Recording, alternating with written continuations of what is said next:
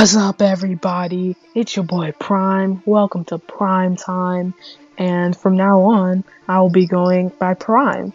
And my friend, who you might know from the other videos, he will be going by Optimus.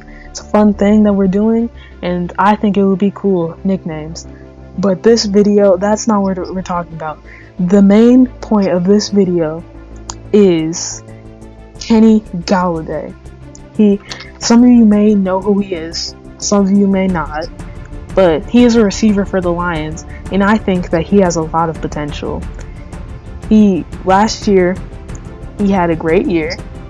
He was at the Pro Bowl, had 1,100 yards, all the great things that you want to have in a receiving season.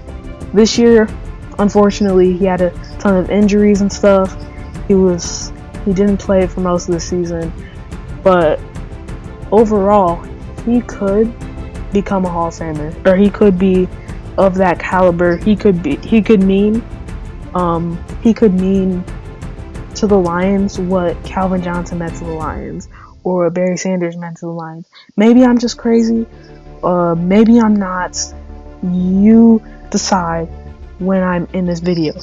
But this video is about Kenny Golladay, so let's get right into it. First, let's talk about his frame. He's a big guy, alright? He's 6'4", 214. You might kind of think of Randy Moss when you see him. Just tall and slim, and that kind of helps him as a receiver. He's great at using his height and his long strides to his advantage. He uses his legs to outrun his defenders and leads them in the dust. According to Sports Illustrated, the average NFL cornerback is 5'11" and 193 pounds. That means Kenny Golladay is 5 inches and 20 pounds heavier than his average defender. Imagine if you lined up against somebody who is 5 inches taller than you and 20 pounds heavier than you. How would you cover that guy? How? Frame-wise, he's kind of in a sweet spot. It gives him a size advantage over all of his defenders, but he isn't quite big enough to the point where it slows him down. If anything, it makes him faster. His tall and slender build also helps him go up and snatch the ball out of the air. His frame is just one factor that makes him, in my opinion, a top 5 receiver in the league. Another thing I'll be talking about is his skill and athleticism. Kenny Golladay is one of, if not the most athletic players on the Lions. He's fast, strong, elusive, and has great hands. He blows past defenders with ease. Most of his routes are about 10 to 15 yards, and he doesn't go deep very often. So a lot of the time, he has defenders in front of him to beat, and he beats them. He goes right past them.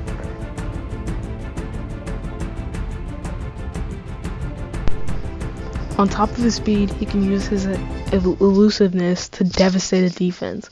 His skill allows him to juke someone out and put them behind him. Probably the most impressive part of his game is his ability to catch the ball.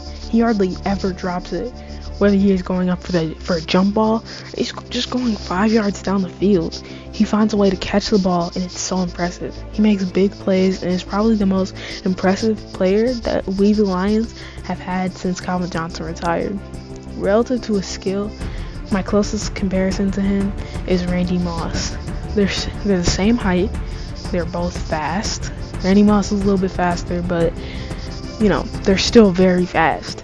And they have incredible talent when it comes to catching the ball. When you watch their highlights, when you watch their tape, when you see them play, they look like almost the same player. I know Randy Moss went for deep passes more often than Kenny Golladay, but other than that, I just can't see many big differences between their play style. And maybe one day he can become as dominant as Randy Moss, but we'll see. But that is just how skilled he is. So, he's just a very skilled receiver. Alright, I'm going to talk about Kenny Galladay's stats next. Obviously, he puts up crazy stats. but we haven't fully understood how good he is. He's had 2 1,000-yard seasons in a row. They were last year and the year before. If he stayed healthy this year, then he would have had one this year as well. In 2019, he was 7th in receiving yards with 1,190. He had more yards than DeAndre Hopkins, Jarvis Landry, Mike Evans, Amari Cooper, Allen Robinson, and Stephon Diggs. Those guys are considered elite, like the top of the top, and it's just crazy how he can be so underrated. And have more yards than all of them. He also led the league in receiving touchdowns with 11. Out of every single receiver in the league, he had more touchdowns than them. To put this into perspective, he had more receiving touchdowns than Davante Adams and Travis Kelce combined.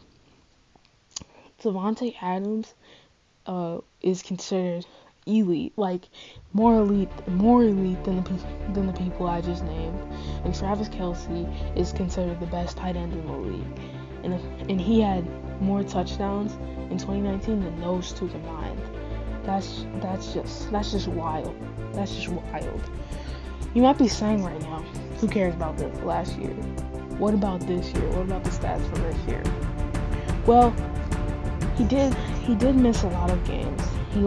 In total, he only played 4 entire games. Because in his 5th game, he was taken out of the game because of injuries and stuff. So let me give you some of the stats from these 4 games. In his first game, he had 57 yards. In his second game, he had 62 yards. In his third game, he had 105 yards. In his fourth game, he had 115 yards. He also scored a touchdown in both of those first 2 games. This just shows that when he's healthy, he's unstoppable. He averaged 84.5 yards per game in his first 4 games. If you apply 84.5 yards to 16 full games instead of 4, he would have 1,300 yards. Technically, he would have 1,352 yards. Which 1,352 yards, that would put him above DK Metcalf, Tyreek Hill, and AJ Brown in receiving yards. All 3 of those receivers, they're in the Pro Bowl. They're considered some of the best receivers in the NFL. So statistically, if he went at the rate that he was going in those first 4 games, he would easily be a Pro Bowler. He could have been the best receiver in the NFC. To further prove that he is a top receiver when healthy, I would like to add, in his first 1,000-yard season, he played 15 of the 16 games. In his second 1,000-yard season, which was by far his best season, he played every single game, all 16. He's only 2 seasons where he was considered an elite receiver, were when he played all of the games, or almost all of the games, and that is by no means a coincidence. Kenny Golladay is a superstar, whether you want to admit it or you don't want to admit it. He has the play style of Randy Moss with the stats to match. He's the Lions' best and most valuable player and is extremely dominant. I believe that he has Hall of Fame potential and will help his team tremendously for years to come. This guy is the stuff. He's just so good, and I feel like people have forgot about him. I know that people have forgot about him because he missed so many games this season. But in 2021, you'll remember his name. You'll remember Kenny Golladay's name. He will probably make the Pro Bowl. He will probably do all those great things in 2021. And it's just crazy how underrated he is. So, in submission, Kenny Golladay is great. You might not think that he's good, and you're wrong.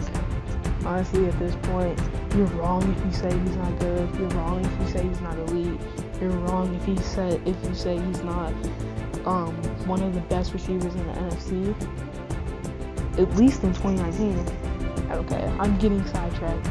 But anyway, Kenny Golladay is good. Kenny Golladay is great. Kenny Golladay could be a Hall of Famer. And those would be the last words of this video. And bye. That's the end of prime time. I didn't mean to get so aggressive at the end. But, you know, that's how passionately I feel about Kenny Golladay. And, you know, thank you for watching this Lions Den video. Bye.